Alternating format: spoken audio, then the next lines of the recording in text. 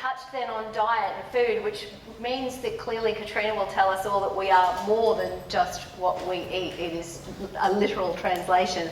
Let me introduce to you Dr. Katrina Cambell. As well as working as an advanced accredited practicing dietitian, Katrina is also a senior research fellow with the aim of actively contributing to improving the evidence of treatments that dietitians provide. She's the principal investigator on a number of clinical trials and multi-centre investigations that look at improving patient outcomes on a larger scale. Please make Katrina welcome. Thank you, Sophie, and hopefully you can hear me okay? That's great. Sorry, I think my mic might be making some funny noises, so if I have to turn it off, you'll just have to bear with me. Now, we all know this term, right? You've heard the phrase before, you are what you eat. But so are the bacteria in your gut. The bacteria in your gut is a result of what you eat. And we know that more and more now because there's some fantastic studies, and I'll show you some data soon, to show that, like what Mark presented before, that selective pressures from dietary intake can actually shift and change your microbiota. Now, the biggest thing you can do to help your gut health is to look at your diet. That is the number one lifetime thing you can do. So regardless of fermented foods, probiotics, whatever it is, you really need to lay the foundations and the fertilisation for a good, healthy gut microbiota. And the way in which you can do that is really looking at selecting appropriate foods. And we sort of saw a few of those in the video before, which you're not surprised to hear from a dietitian that fibre is good for you. So today I'm just going to give a brief overview on the microbiota and just show you how dynamic it can be, particularly with different dietary change. I'm going to touch on a little bit about dysbiosis. So that is the imbalance of microbiota, so to speak, and whether that is sort of the panacea of trying to create health and wellness and reduce disease. Oh, and finally, I might even answer the question, what diet is best for your gut health? Well, at least in general. So a really nice study which depicted the dynamic nature of our gut microbiota was published over 12 months ago, so early last year. And this particular work was not overly scientific. They only got 10 people, put them on 2 different diets. So one of the diets was purely plant-based. So you can see which diet that was. High in fruits and vegetables. It had wasn't overly high in fibre, 25 grams of fibre, so around about what we'd recommend people to eat every day. It also had like cereal for breakfast, beans, rice, bit of fruit and veg, but just really little to no animal products. They compared and contrasted that diet to one that contained a whole lot of meat. 70% of the calories from this diet came from fat. High cheeses, high amount of cheeses, so 4 different cheeses for dinner. How good does that sound? I believe there was some dried pork as a snack. But basically quite an extreme difference, right, in food. And I'm just going to show, these are the only 2 graphs I promise I'll show you tonight, so I understand your eyes are probably a little tired from the day. But this is just showing the change in fibre that occurred with this diet. So I'll just walk over here so I can tell you about it. So basically, they followed everyone for 5 days and looked at their dietary intake before placing them on the plant-based or the animal-based diet. So the plant-based diet, here you can see fibre shot up to about 25 grams, which was the prescription. And then once the diet was over, they then watched them for another 10 days, and the dietary fibre went back down to a standard 10 grams. Now, Australians, we're pretty good. We eat 15 grams on average of fibre, but we should be eating 25 to 30, for reference. These guys, around 10 grams is the average. On the animal-based diet, you can see it had 0 to no fibre. So that meant it really wasn't able to provide that great food or fertiliser for the gut microbiota to grow those positive short-chain fatty acids that you saw in the video. 5 days isn't really a long time though. So these scientists were looking at saying, okay, well, we're going to make sure that they eat these different diets. What is going to happen to their gut? And dramatic changes happened way quicker than they expected. So in a matter of hours, they were able to identify a shift in the gut microbiota. So they found that the gut microbiota tended to go toward what you'd see in carnivorous or herbivore mammals. So the plant-based diet shifted to that what you would see in a mammal just eating plant-based foods and animal, the carnivorous diet. And I think I have a bit more data here. Yes. So this is the last graph, promise. And this is just looking at the the beta diversity. So this is the gut microbiota, a measure of the gut microbiota. And I won't go into too much detail, but I wanted just to show how quickly that shifted, particularly in the animal-based diet. And you can see by day 2 there was a huge difference in beta diversity. They also found that bacteria was expressed in the animal-based diet group that promoted activity of microorganisms related to inflammatory bowel disease. So within that very short period of time, you saw a massive shift in the gut microbiota and also a shift toward things that perhaps were not thought to be particularly healthy for the gut and may result in sort of non-infectious colonic diseases or the evolution for that. So if we can shift it in 5 days, think about what's happened in our evolution over time, where we've westernised diets, high refined carbohydrates, much lower fibre than recommended. And certainly we see that in studies like this that are comparing rural African communities to any Western population, whether it be in Europe, America, or even in Australia. Certainly the gut microbiota differences are dramatic. So in terms of then what do we do to change it on an everyday basis, and the strongest selective pressures that you would come across in your day-to-day life would be things that you'd hear about, like probiotics, and you may have heard about prebiotics. Possibly you get them mixed up. Not sure which one's which, and that's okay, that happens all the time. Basically, I'm going to sum it up for you. Prebiotics is food. So it's like what you saw in the video that Mark showed before. Those resistant starch, they act like a prebiotic. Fibre is a prebiotic. So often we find prebiotics in plant-based foods, fruits, vegetables, whole grain cereals, etc. Probiotics, so what prebiotics do is actually provide the food for bacteria. So you can see here that the prebiotics actually stimulate growth of bacteria, and in this case this is Bifidobacteria longum, and those particular bacteria, they stimulate growth producing short-chain fatty acids like you saw in the video. Probiotics is actually the delivery of bacteria, so which then promotes the growth of substances which promote gut health. So that's a very simplistic view of what pre and probiotics are. Now you can't just be a tub of yogurt or a probiotic, or say you're a probiotic. Technically, in order to be a probiotic, it needs to be able to reach the gut, so to actually get through all the bile acids. It needs to actually exert a health benefit. It needs to be able to be stable on the shelf. So there's a number of criteria that are required to actually be a probiotic. If you're thinking about how can a probiotic then survive in something like a juice or a breakfast cereal, which is often what you might see promoted, it's a good question to ask and a valid question to ask, and I say I wouldn't know the answer to that. I wouldn't be trying to choose my juice that has a probiotic in it. I'd probably want to eat a healthy diet instead. So probiotics themselves it uses a collective term, however they have specific functions depending on the strain. I'll talk about that in a moment. But in terms of the pre and probiotics and where is the evidence, so this is something that I heard you all gasp, like, yay, there's going to be an answer, do probiotics work? So here is the answer. This is all based on a number of systematic reviews on different areas of science. Now, you're going to see that as we get across from what works to where we need more evidence, the list gets a lot longer. Level A evidence, so this is evidence that we can really be quite confident in, that we know that probiotics can actually reduce antibiotic-associated diarrhea. Needs to be taken pretty early in the course of antibiotics, and it would reduce the diarrhea incidence by about 30 to 40%. So you can choose whether you think that's important for you individually, and certainly in specific populations, it's routine care to provide probiotics. In terms of modulating the immune system, we know that probiotics will improve production of T cells and a number of other things to improve the immune system. What effect that then has long term is only a small just like that of the reducing diarrhea. What do we think think works. So this is around level B evidence. So whether there's just not enough trials in this area, or there's trials that are showing different things that are just not producing our confidence enough to put it to level A.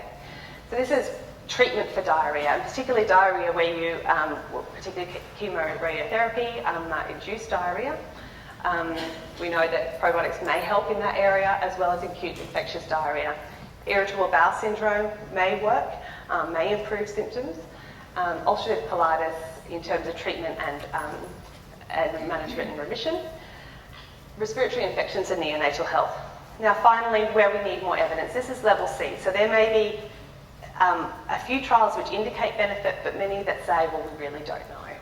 So you can see the list here is entirely long. What you don't see in any of these lists is general health, which is what you get promoted probiotics for, general health. You also see probiotics promoted for a lot of other things that are on this list. I'm only showing you where there's actually some clinical trial evidence of benefit of varying degrees. So I guess my message around probiotics is it doesn't harm necessarily. There is a small number of the population where we wouldn't advise, so particularly those who are critically ill or immunocompromised. However, the marketability and the sort of the consumer confidence in probiotics far exceeds the actual scientific evidence. And so in the words of Ben Goldacre, if you don't know him, I suggest you look him up. He's a medical, a practitioner, I think in psychiatry. He writes for The Guardian, and he's also a strong advocate for evidence-based medicine. And when you look at that list and you look about the benefits of probiotics, this sums it up nicely. I think you'll find it's a bit more complicated than that. So probiotics, the fine print, it's really not just about, we know about bifidobacteria, we know about lactobacillus, but in fact, that's actually the genus, so that's the family. Then there's the species, and where the scientific evidence for is actually the strain, so right at the very end. And we don't often see the strain, even in scientific articles, we might not even see what the strain is. So even though we can see there might be a signal for benefit, for the consumer to go out and buy that particular probiotic with that particular strain, it may not even exist, particularly on the shelf, for example. So it's really quite difficult to know what the right thing is to do, and this is why the best way to actually know is perhaps to talk to a dietitian or someone who knows. Importantly, the effect is transient. So if you stop taking a probiotic, if you stop that yogurt, the effect will go away in about a day or two. So just like we saw with the diet, the changes are dramatic and you need to keep it up in order to get that benefit. The delivery mode is important. It's got to actually reach the gut, and what would be the best thing is to actually have a really great fertilised garden down there with good fibre intake, ideally, or a well-balanced microbiota in order to accept those probiotics and allow them to grow. And I said before, where we'd caution. Fermented foods, you really can't go past a hipster cafe these days and not see kefir or kombucha and decide that that's really the coolest thing to do. Just like probiotics, you need to have the fertilised garden ready, but there is definitely evidence for benefit. Washing down your Big Mac and fries with kombucha won't balance out, so you've really got to think about when it's within the realms of a healthy diet. Fibre, love fibre, dietitians love fibre, right? We know that fibre has great evidence for improving glycemic control, weight management, for vascular health, and for reducing heart disease. We've always thought about fibre in its role in terms of metabolism.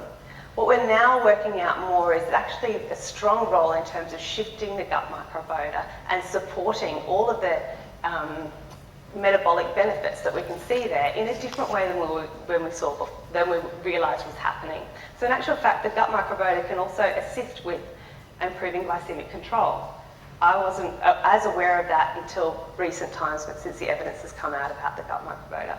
And there's plenty more things I believe that we're going to learn about prebiotics and fibre and potentially health and disease. But we have in our realm at the moment a whole lot of fad diets which decide that whole grains, fruits and vegetables, numerous food products that actually provide a lot of fibre are now not appropriate, not good, they're the biggest toxic thing you can ever have. So there's a bit of it's difficult from a consumer's perspective to obviously hear me say this, that fibre's great, but then also read articles, whatnot, about whole grains being the worst thing. And what we've actually been able to see is a 30% reduction in fibre intake in Australia with the advent of a lot of the recent fad diets, which is a real shame, I think. So hopefully these things only come in cycles. So I'm hoping this whole push to the healthy microbiome will shift the cycle to a healthy, healthier and more fibre-based diet, ideally. So a really great example of what dietary change can happen, I've shown you that before in terms of dynamic gut microbiota, is this. It was actually just released last week in Nature Communications, a really neat study where they looked at the shifting microbiota between a rural African community and 20 African Americans in Pittsburgh. So what they did is they looked at, okay, what do you eat every day? They found that the African Americans in Pittsburgh had 3 to 5 times more fat and animal protein than the traditional African rural community. So they had 20 age-matched subjects in both groups. What they did is decided to completely shift each other's diet. So it gave those in rural Africa basically burgers and fries, and those in Pittsburgh, in the labs in Pittsburgh for 2 weeks, they gave things like bean soup, even fish tacos. Doesn't sound too bad, but I'm sure it was wholly full of fibre. And what they did is observe what happened to the gut microbiota. And not unlike that first piece of evidence I saw, there was a dramatic change. And this over 2 weeks, and I know that this is scary to look at, but basically this is just a map of what strong changes occurred in the genus between the African and American diets. Now what this particular paper did is showed 4 maps. I'm only showing you 2 here. And this is where the maps from the African diet fed then the African American's diet, shifted the gut microbiota to a much less abundant. You can see that it's much smaller, tighter, less diverse, I'd say. I'm not going to go into what this actually means in detail because it will bore you to tears. But basically, when you looked at the American diet at baseline, it was exactly what this now the African subjects, their gut microbiota is now from the American diet. Just in 2 weeks, the complete shift, and gut microbiota looked exactly the same as those who had a lifetime of the burgers and fries. So that, to me, is, although it's alarming, it's actually quite exciting because it means that we do and can make change, not just to ourselves, but the people that we help, our friends and family, about improving our gut integrity and improving diet. I'm not going to go into low FODMAP diet. Perhaps if somebody has a question later, we can talk about that. But we know that some fibres actually do hurt the gut for some people, and there's a process of elimination of those and also reintroduction that you should talk to a dietitian about if that is you, because we know that those who have highly restrictive diets, even those following a FODMAP diet to improve gastrointestinal health, will actually shift their gut microbiota in not such a favourable way. So we need to make sure that any dietary restrictions that happen are medically based and are also supported to include as much variety as possible. There is a hypothesis around dysbiosis, and is that creating issues in terms of what we've heard about the gut-brain axis. You might have heard about the potential link between the gut and mental health, the gut and autism. There's certainly some experimental work, this is mice studies, which show there could be some interesting occurrences, which particularly from the level of mental health, where dopamine and serotonin release, with changes in the gut microbiota. Now this hasn't been proven in human studies, and this is, I'm probably going to say this time and time again, that is actually the case. So although we read about these things and they're very interesting, we certainly can't be changing our advice to people around improving gut microbiota to actually reduce rates of autism and mental health issues. Kidney and gut health, that is my area. I'm a renal dietitian. So we've done some really great work trying to reduce down kidney-driven toxins, which are solely produced by the gut microbiota, by improving the gut microbiota through pre and probiotics. Same with the heart. So there's some new evidence coming out by toxins that are solely produced by the gut microbiota. If you can shift the gut microbiota favourably, you can reduce those toxins and potentially reduce down the cardiovascular risk. All of these therapies aren't yet being used in the clinical setting, but we're certainly testing them here at PA and TRI. So, the age question. You're probably not going to surprise you. What should I eat to help my gut health? So I want you to consider about fertilising your gut. So fertilising your gut with fibre, ideally, and where possible, if you do have dietary restrictions of any nature or any requirement, trying to liberalise and enhance variety where possible. Having that great foundation, then if you are to have probiotics, you've got a good foundation to allow those probiotics to grow. And finally, minimise packaged food. The best thing about the paleo diet is it doesn't advocate packaged food. So we've got a great natural food and raw food movement, I'd say, and that's actually helpful for things like improving fibre intake. So that's my last point for you, is to try and think about fibre, liberalising your diet and minimising packaged food. And if you need to, see a dietitian if you have any concerns. Thank you.